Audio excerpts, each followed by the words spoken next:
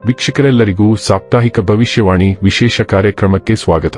ಸ್ನೇಹಿತರೆ, ಜನವರಿ 4ನೇ ವಾರದಲ್ಲಿ ಹಲವಾರು ಯೋಗಗಳು ರೂಪುಗೊಳ್ಳುವುದರಿಂದ ಈ ಸಮಯ ತುಂಬಾ ವಿಶೇಷವಾಗಿದೆ. ಈ ಸಮಯದಲ್ಲಿ ಶಶ ರಾಜಯೋಗ, ಗಜಕೇಸರಿ ಯೋಗ, ಲಕ್ಷ್ಮೀನಾರಾಯಣ ಯೋಗ ರೂಪುಗೊಳ್ಳುತ್ತವೆ. ಹಾಗಾಗಿ ಜನವರಿ ತಿಂಗಳ 4ನೇ ವಾರ ದ್ವಾದಶಿ ರಾಶಿಯವರು ವಿಶೇಷ ಲಾಭವನ್ನು ಪಡೆಯಲಿದ್ದಾರೆ. ಜೀವನದಲ್ಲಿ ಗೌರವ, ಖ್ಯಾತಿ, ಪ್ರಗತಿ, ಸಂಪತ್ತು ವೃದ್ಧಿಯಾಗಲಿದೆ. ಅಪೂರ್ಣವಾದ ಆಸೆಗಳು ಈ ಅವಧಿಯಲ್ಲಿ ಪೂರ್ಣಗೊಳ್ಳಲಿವೆ. ಜನವರಿ 20ರಿಂದ ಜನವರಿ 26ರವರೆಗಿನ ಕುಂಭ ರಾಶಿಯವರ ಭವಿಷ್ಯವನ್ನು ತಿಳಿದುಕೊಳ್ಳೋಣ. ಈ ವಾರ ಕುಂಭ ರಾಶಿಯವರ ಫಲಾಫಲಗಳೇನು, ಗ್ರಹಗತಿಗಳು ಹೇಗಿರಲಿವೆ, ಕೌಟುಂಬಿಕ, ಸಾಮಾಜಿಕ ಜೀವನ ಹಾಗೂ ವ್ಯಾಪಾರ ವಹಿವಾಟು ಹೇಗೆ ನಡೆಯಲಿದೆ, ಅಲ್ಲದೆ ಯಾವೆಲ್ಲ ಸಮಸ್ಯೆಗಳು ನಿಮ್ಮನ್ನು ಈ ಸಾಪ್ತಾಹಿಕದಲ್ಲಿ ಕಾಡಲಿವೆ, ಅವುಗಳಿಗೆ ಪರಿಹಾರಗಳೇನು ಎಂಬುದನ್ನು ತಿಳಿಯಲು ಈ ವಿಡಿಯೋವನ್ನು ಸಂಪೂರ್ಣವಾಗಿ ವೀಕ್ಷಿಸಿ. ವಿಡಿಯೋ ಪ್ರಾರಂಭಿಸೋದಕ್ಕೂ ಮುನ್ನ ನೀವಿನ್ನೂ ನಮ್ಮ ಚಾನೆಲ್ ಸಬ್ಸ್ಕ್ರೈಬ್ ಮಾಡದೇ ಇದ್ದರೆ ಕೂಡಲೇ ನಮ್ಮ ಚಾನೆಲ್ ಸಬ್ಸ್ಕ್ರೈಬ್ ಮಾಡಿ. ಹೆಚ್ಚಿನ ವಿಡಿಯೋ ಅಪ್ಡೇಟ್ಗಾಗಿ ಪಕ್ಕದ ಬೆಲ್ ಐಕಾನ್ ಬಟನ್ ಕ್ಲಿಕ್ ಮಾಡಿ. ವಂಶ ಪಾರಂಪರ್ಯ ಜ್ಯೋತಿಷ್ಯರು ನಂಬರ್ 1 ವಶೀಕರಣ ಸ್ಪೆಷಲಿಸ್ಟ್. ವೃತ್ತಿ, ಉದ್ಯೋಗ, ಮದುವೆ, ಹಣಕಾಸಿನ ಸಮಸ್ಯೆ, ವ್ಯಾಪಾರ, ಆರೋಗ್ಯ ಸಮಸ್ಯೆಗಳಿಗೆ ಫೋನಿನ ಮೂಲಕ ಪರಿಹಾರ. ಇಂದೇ ಕರೆ ಮಾಡಿ. ಸ್ನೇಹಿತರೆ, ಈ ವಾರ ಕಾಲು ನೋವು, ಉಳುಕು, ಕೀಲು ನೋವು ಸಮಸ್ಯೆಗಳಿಂದ ನಿಮಗೆ ಪರಿಹಾರ ಸಿಗುತ್ತದೆ. ವಿಶೇಷವಾಗಿ 50 ವರ್ಷಕ್ಕಿಂತ ಮೇಲ್ಪಟ್ಟ ಜನರಿಗೆ ಈ ವಾರ ತುಂಬಾ ಚೆನ್ನಾಗಿರುತ್ತದೆ. ಚಂದ್ರನ ಚಿಹ್ನೆಗೆ ಸಂಬಂಧಿಸಿದಂತೆ ಗುರುವನ್ನು 4ನೇ ಮನೆಯಲ್ಲಿ ಇರಿಸಿರುವುದರಿಂದ ಈ ವಾರ ನಿಮ್ಮ ಆರ್ಥಿಕ ಸ್ಥಿತಿಯನ್ನು ಬಲಪಡಿಸುವ ಮೂಲಕ ನೀವು ಹಣವನ್ನು ಪಡೆಯಲು ಬಯಸಿದರೆ, ನಿಮಗಾಗಿ ಯಶಸ್ಸಿನ ಮಂತ್ರವೆಂದರೆ ನಿಮ್ಮ ಹಣವನ್ನು ನಿಮಗಿಂತ ಹೆಚ್ಚು ಅನುಭವ ಹೊಂದಿರುವ ಜನರ ಸಲಹೆಯ ಮೇರೆಗೆ ಮಾತ್ರ ಹೂಡಿಕೆ ಮಾಡಬೇಕು. ಆಗ ಮಾತ್ರ ನಿಮ್ಮ ಹಣವನ್ನು ಸುರಕ್ಷಿತವಾಗಿರಿಸಿಕೊಂಡು ಲಾಭ ಗಳಿಸಲು ನಿಮಗೆ ಸಾಧ್ಯವಾಗುತ್ತದೆ. ನೀವು ನಿಜವಾಗಿಯೂ ಯಾರನ್ನಾದರೂ ಪ್ರೀತಿಸುತ್ತಿದ್ದರೆ ಮತ್ತು ನಿಮ್ಮ ಪ್ರೇಮಿಯನ್ನು ಮದುವೆಯಾಗಲು ನಿಮ್ಮ ಕುಟುಂಬದ ಸದಸ್ಯರೊಂದಿಗೆ ಪರಿಚಯಿಸಲು ಯೋಚಿಸುತ್ತಿದ್ದರೆ, ಈ ವಾರ ಹಾಗೆ ಮಾಡುವುದು ನಿಮಗೆ ಸ್ವಲ್ಪ ಪ್ರತಿಕೂಲಕರವೆಂದು ಸಾಬೀತುಪಡಿಸಬಹುದು. ಏಕೆಂದರೆ ಮನೆಯ ಯಾವುದೇ ಸಮಸ್ಯೆಯ ಕೋಪವನ್ನು ನಿಮ್ಮ ಮೇಲೆ ತೋರಿಸಿ ನಿಮಗೆ ಬೆಂಬಲ ನೀಡಲು ನಿರಾಕರಿಸುವ ಸಾಧ್ಯತೆ ಇದೆ. ಚಂದ್ರನ ಚಿಹ್ನೆಗೆ ಸಂಬಂಧಿಸಿದಂತೆ ಶನಿಯು ಮೊದಲ ಮನೆಯಲ್ಲಿರುವುದರಿಂದ ಈ ವಾರ ನಿಮ್ಮಲ್ಲಿ ಶಕ್ತಿಯ ಕೊರತೆಯನ್ನು ಕಾಣಲಾಗುತ್ತದೆ. ಇದರಿಂದಾಗಿ ನೀವು ಯಾವುದೇ ಕೆಲಸವನ್ನು ಉತ್ಸಾಹದೊಂದಿಗೆ ಮಾಡುವುದಿಲ್ಲ. ಇದರ ನಕಾರಾತ್ಮಕ ಪರಿಣಾಮವು ನಿಮ್ಮ ಸಹೋದ್ಯೋಗಿಗಳಿಗೂ ತೊಂದರೆಯನ್ನು ನೀಡುತ್ತದೆ ಮತ್ತು ನಿಮ್ಮ ಸ್ವಭಾವವು ಅವರ ದಕ್ಷತೆ ಮತ್ತು ವೇಗದ ಮೇಲೂ ಪರಿಣಾಮ ಬೀರುತ್ತದೆ ಎಂದು ನಿರೀಕ್ಷಿಸಲಾಗಿದೆ. ಹಿಂದಿನ ಸಮಯಗಳಲ್ಲಿ ನೀವು ಪಡೆಯದ ಅವಕಾಶಗಳನ್ನು ಈ ವಾರ ನೀವು ಪಡೆಯಬಹುದು.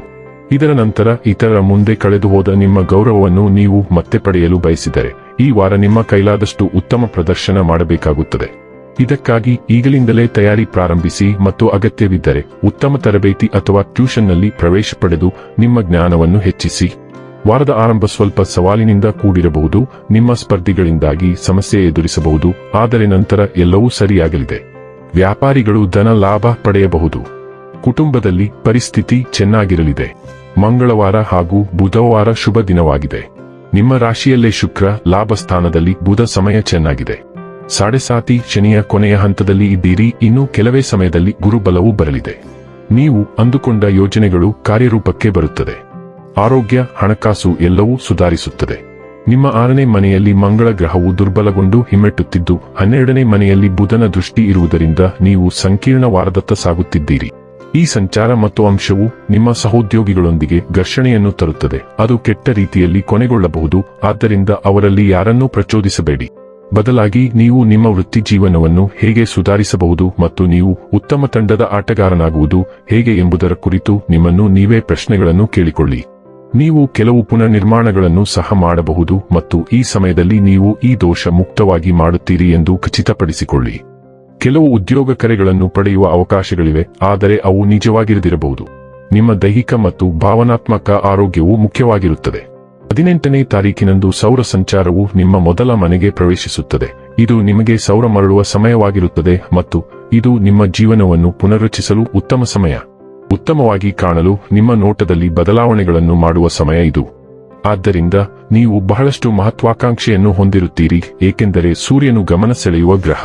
ಹೊಸ ಉದ್ಯಮಗಳನ್ನು ಪ್ರಾರಂಭಿಸಲು ಇದು ಉತ್ತಮ ಸಮಯ ಮತ್ತು ನೀವು ಹೊಸ ದೀರ್ಘಾವಧಿಯ ಉದ್ಯಮಗಳನ್ನು ಹೊಂದಲು ಸಹ ಪ್ರಯತ್ನಿಸುತ್ತೀರಿ. ಸೂರ್ಯನು ನಿಮ್ಮ ಗುರುತನ್ನು ಬೆಳಗಿಸುತ್ತಾನೆ, ನಿಮ್ಮ ಮುಂದಿನ ಹಾದಿಯ ಸ್ಪಷ್ಟ ತಿಳುವಳಿಕೆಯನ್ನು ಪಡೆಯಲು ಸಹಾಯ ಮಾಡುತ್ತಾನೆ. ಶುಕ್ರನು ಮೀನ ರಾಶಿಯ ಜಲರಾಶಿಯಲ್ಲಿ ಇರುವುದರಿಂದ ನಿಮ್ಮ ಹಣಕಾಸಿನ ವಿಷಯಗಳು ಬಹಳ ಮುಖ್ಯವಾಗುತ್ತವೆ. ಈ ಸಂಚಾರವು ಬಹಳಷ್ಟು ಖರ್ಚುಗಳನ್ನು ತರುತ್ತದೆ, ಆದರೆ ಲಾಭಗಳು ಇರುತ್ತವೆ. ಈ ಅವಧಿಯು ನಿಮ್ಮ ಆರ್ಥಿಕ ಪರಿಸ್ಥಿತಿಯನ್ನು ಸುಧಾರಿಸಲು ಅವಕಾಶಗಳನ್ನು ತರುತ್ತದೆ. ಆದಾಯವನ್ನು ಹೆಚ್ಚಿಸುವ ಮೂಲಕ ಅಥವಾ ಸಂಪನ್ಮೂಲಗಳನ್ನು ಹೆಚ್ಚು ಪರಿಣಾಮಕಾರಿಯಾಗಿ ನಿರ್ವಹಿಸುವ ಮೂಲಕ. ನೀವು ಸೌಕರ್ಯ ಮತ್ತು ಐಷಾರಾಮಿಗಾಗಿ ಹೆಚ್ಚಿನ ಮೆಚ್ಚುಗೆಯನ್ನು ಹೊಂದಿರುತ್ತೀರಿ ಮತ್ತು ನಿಮಗೆ ಸಂತೋಷವನ್ನು ತರುವ ವಸ್ತುಗಳನ್ನು ಖರೀದಿಸುವಲ್ಲಿ ನೀವು ತೊಡಗಿಸಿಕೊಳ್ಳಬಹುದು. ಶುಕ್ರನು ನಿಮ್ಮ ಆಸೆಗಳು ಮತ್ತು ನಿಮ್ಮ ಮೌಲ್ಯಗಳ ನಡುವೆ ಸಾಮರಸ್ಯವನ್ನು ಕಂಡುಕೊಳ್ಳಲು ನಿಮ್ಮನ್ನು ಪ್ರೋತ್ಸಾಹಿಸುತ್ತಾನೆ, ಪ್ರಾಯೋಗಿಕ ಆದರೆ ಆನಂದದಾಯಕ ಆಯ್ಕೆಗಳನ್ನು ಮಾಡಲು ನಿಮಗೆ ಸಹಾಯ ಮಾಡುತ್ತಾನೆ. ಈ ಸಂಚಾರವು ನಿಮ್ಮ ಸ್ವಾಭಿಮಾನವನ್ನು ಹೆಚ್ಚಿಸುತ್ತದೆ, ನಿಮ್ಮ ಆರ್ಥಿಕ ಸಾಮರ್ಥ್ಯಗಳು ಮತ್ತು ವೈಯಕ್ತಿಕ ಮೌಲ್ಯದಲ್ಲಿ ಹೆಚ್ಚು ವಿಶ್ವಾಸ ಹೊಂದಲು ನಿಮಗೆ ಅನುವು ಮಾಡಿಕೊಡುತ್ತದೆ. ಇನ್ನು ಕೊನೆಯದಾಗಿ ಮಾಡಿಕೊಳ್ಳಬೇಕಾದ ಉಪಾಯಗಳ ಕುರಿತು ನೋಡುವುದಾದರೆ, ಶನಿವಾರದಂದು ಭಿಕ್ಷುಕರಿಗೆ ಅನ್ನದಾನ ಮಾಡಿ. ವೀಕ್ಷಕರೇ, ಇದಾಗಿತ್ತು ಕುಂಭ ರಾಶಿಯ ಜಾತಕದವರ ಜನವರಿ 20 ರಿಂದ ಜನವರಿ 26 ರವರೆಗಿನ ಫಲದ ಮಾಹಿತಿ ಇಷ್ಟವಾದರೆ ವಿಡಿಯೋವನ್ನು ಲೈಕ್ ಮತ್ತು ಶೇರ್ ಮಾಡಿ. ಹಾಗೆ ಚಾನೆಲ್ ಸಬ್ಸ್ಕ್ರೈಬ್ ಮಾಡುವುದರ ಜೊತೆಗೆ ನಿರಂತರ ವಿಡಿಯೋ ಅಪ್ಡೇಟ್ಸ್ಗಳಿಗಾಗಿ ಪಕ್ಕದ ಬೆಲ್ ಐಕಾನ್ ಕ್ಲಿಕ್ ಮಾಡಿ.